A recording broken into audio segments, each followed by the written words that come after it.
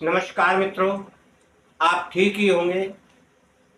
अगर आप कीमियागिरी में लगे हैं मित्रों, क्योंकि जो लोग कीमियागिरी का कार्य करते हैं वह तो नई नई जानकारियां प्राप्त करना चाहते हैं और कहीं से भी उन्हें कोई नया प्रयोग मिलेगा तो वह अवश्य करेंगे।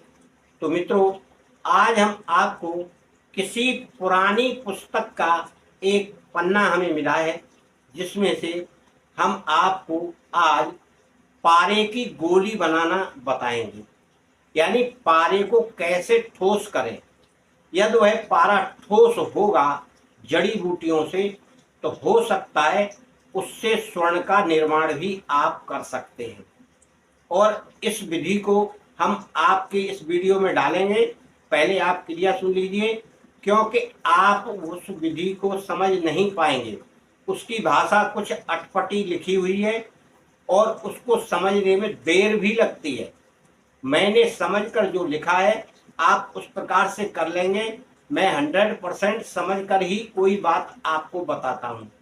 आप उस प्रकार से अगर पारे की गोली बना लेंगे तो आपका बहुत सारा कार्य तो हो ही गया। और फिर उसमें आप जो क्रियाएं करते हैं वह कर लीजिए, क्योंकि कुछ हम बता दे रहे हैं, कुछ आप अपने हिसाब से जो करते हैं कीमियागिरी का कार्य वह इसे बना सकते हैं। अलग अलग प्रकार से पारे की गोली बन जाती है, पर किस पारे की गोली से यह स्वर्ण निर्माण होगा यह किसी को अभी तक पता नहीं लगा है, और जिन्हें लग गया है वह किसी को कुछ बताते नहीं है। मित्रों, आप भी इस क्रिया को अपनाएं और करके देखें। आपको अमरबेल का रस लेना है 1 तोला। अमरबेल बोलिए, वैसे इसमें लिखा है अमर चोट्या, तो अमर चोट्या मैंने तो इसको अमरबेल ही समझा है। तो इसका आप रस ले लें 1 तोला। और बंगला पान जो होता है उसका भी रस आप 1 तोला ले लें। और 1 तोला आप पारा ले लें।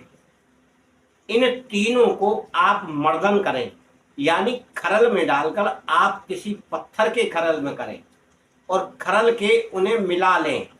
मिलाकर आप इतना मिलाएं, घंटे भर तो कम से कम आपको इसे घोंटना ही है।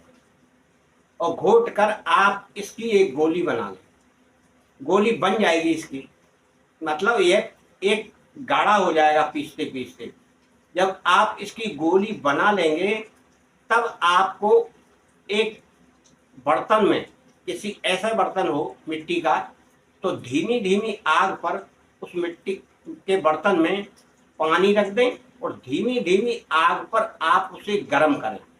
और गर्म करते हुए आप उस गोली को उस बर्तन में लटका दें, यानी ना तो ऊपर रहे ना नीचे रहे, बीचों बीच में पानी के में वह लटकी रहना चाहिए।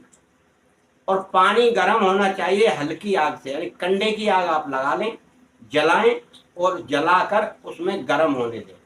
आप घंटे 2 घंटे, आप जब आग अच्छी जलने लग जाएगी उसमें, तो वह स्वयं गोली हार्ड हो जाएगी। हार्ड यानी कठोर हो जाएगी। और आप बीच बीच में निकाल कर ना देखें, क्योंकि निकाल कर देखने से जो क्रिया सुचारू रूप से चल रही है वह रुक सकती है। आप हमेशा इन क्रियाओं को करते हुए सावधानी बरतें, क्योंकि हो सकता है कोई गैस निकले और आपको उससे नुकसान हो जाए। इसीलिए हमेशा केमिकल वाली चीज़ें या पारा जिनमें लगा हुआ है या अभ्रक गंधक और कई प्रकार की ऐसी वस्तुएं, कहीं कहीं विष का भी प्रयोग होता है। इसलिए आप अपनी आंखों पर चश्मा लगाएं, हाथों में ग्लव्स पहने और कपड़े भी सही पहने। इसलिए आपको सावधान किया जा रहा है कि कहीं आप स्वर्ण निर्माण के चक्कर में नुकसान न कर बैठे और आपको वह बनाने की जगह उल्टा नुकसान हो जाए और फिर आप जीवन भर पछताते रहें। मित्रों, कोई भी क्रिया आप करें आपको सावधानी अवश्य करना है। आप इस गोली को बना लें और जब यह गोली बन जाएगी तो फिर आप इस गोली को किसी भी स्वर्ण क्रिया में उपयोग करके देखें। हो सकता है इस गोली से स्वर्ण का निर्माण हो जाए, क्योंकि यह उन जड़ी बूटियों से बनाई हुई गोली है जो स्वर्ण निर्माण में कार्य करती हैं। और फिर आप इसे पिघलाएंगे तो हो सकता है यह पिघलकर धातु बन जाए, क्योंकि वैसे पारा गर्म करने पर उड़ जाता है। इसीलिए आप इसे कुछ दिन रखें, रखने के बाद किसी में गर्म करके देखें। मित्रों, हर तरीके से आपको शुद्धता का भी ध्यान रखना है।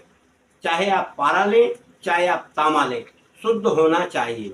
और वैसे जो रस हमने बताए हैं वह तो आप जंगल से जड़ी बूटियां लाकर अपने हाथों से रस निकालें।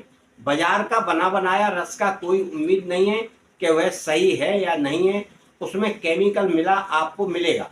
इसलिए अपने हाथों से रस निकाल कर यह सारी क्रिया करेंगे तो हो सकता है आप सफलता की सीढ़ी पर चढ़ने लगे।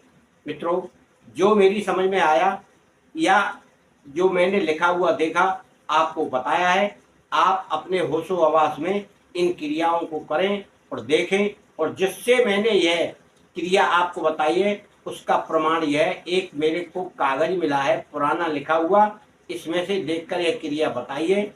मैंने इसका कोई प्रयोग नहीं किया।